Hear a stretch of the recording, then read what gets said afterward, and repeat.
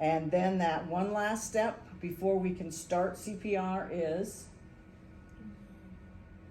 The clothes. the close. Okay.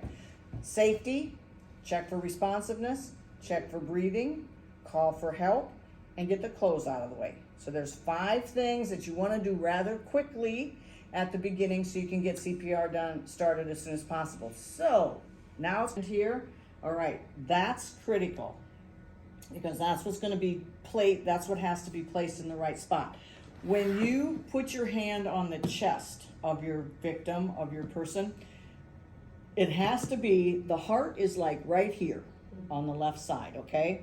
So our hand has to be right here so that when we push the breastplate, we're pushing that bone down to squish the heart, okay? So on your victim, you need to find that spot because everybody's a little bit different, okay? So our ribs come up to a spot right in the center here where the breastbone ends, right there. Now, underneath this spot right there, it's very, and do it on yourself. Follow a rib of yours, of your own. Follow your rib up. You can see where it is there underneath that skin. Stop right there at the xiphoid, and your other hand has to go above that. That way, you know where the xiphoid is at. You're not going to be damaging there, and below that is the stomach. It's not going to do us any good to do compressions on the stomach anyhow.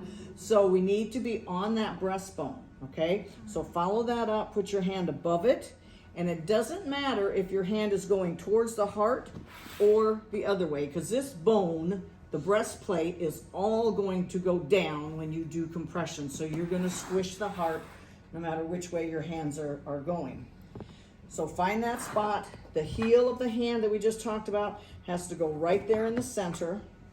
Some people, I prefer doing this so that I bring my other hand up so that both heels of the hands are together and they're gonna push, okay? So some people prefer doing it the heel of one hand and they hold their wrist to push the other one, okay? Now, your hands and your arms are not the most important. Find where that xiphoid is. I put my hand in here, couple this hand up. This part of my body is the part that's pushing. If I sit back here and let my hands do it, you're never gonna do good compressions and you're gonna get tired. So you gotta be straight up. Here is where you need to push.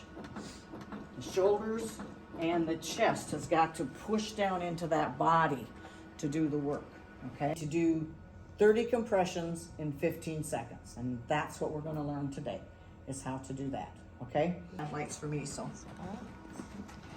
30 times, 4, 5, 6, 7, Okay, now 9, you hear that little clicker thing every time you go down.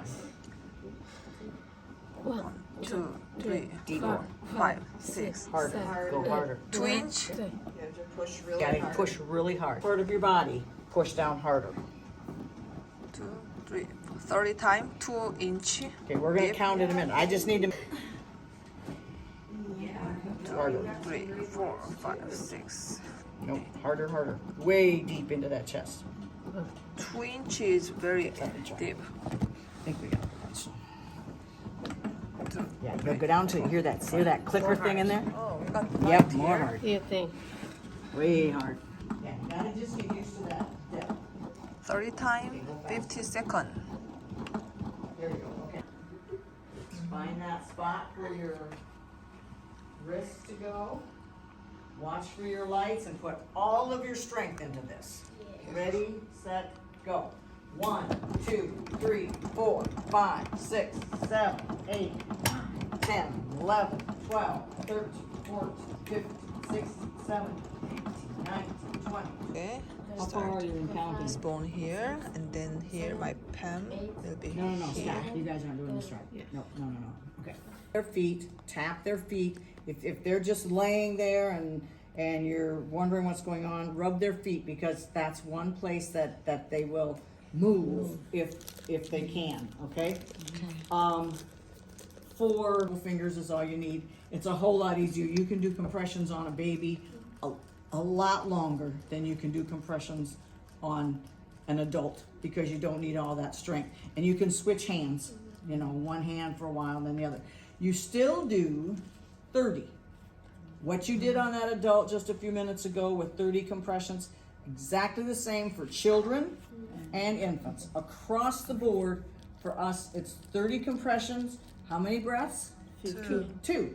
So, and like I said, for the infants, you can just, you gotta be careful with an infant, because if you jerk their head way back, we know infants, we have to hold the head, you know, very there, okay.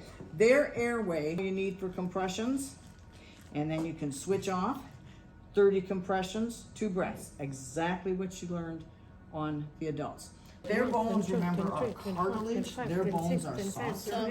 Right, and so you're not gonna cause damage.